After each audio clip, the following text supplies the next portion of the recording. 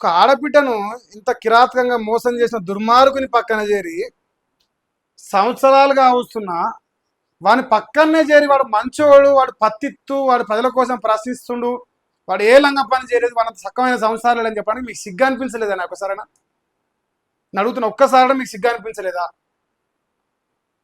మీరు ఏ స్థాయిలో ఉన్నారు? ఎలా అంటే దొంగకు సర్ది కడతా ఉన్నారు. అమ్మాయి పేర్లు కూడా మెన్షన్ చేసిన దొంగకు సర్ది కడతా ఉన్నారు.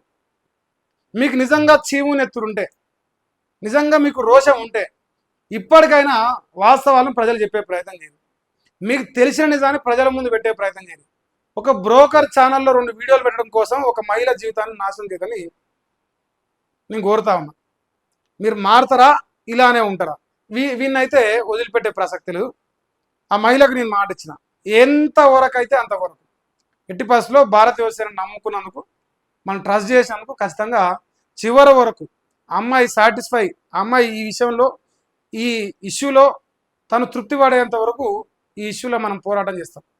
ఖచ్చితంగా ఒక మహిళ పక్షాన్ని నిలబడే ప్రయత్నం చేస్తాం. ఎందుకంటే ఒప్పుకోవాలి. ఫస్ట్ ఒప్పుకున్న దాకా లెక్క.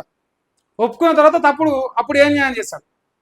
నువ్వు ఒప్పుకోవు, నువ్వే పెద్ద లంగవు, నువ్వే పెద్ద బ్రోకర్ గానికి నువ్వు మంది గురించి ఎంచుతా ఉంటావు పత్తితు లెక్క. మరి నీకు ఏ కేసు పెట్టాలి?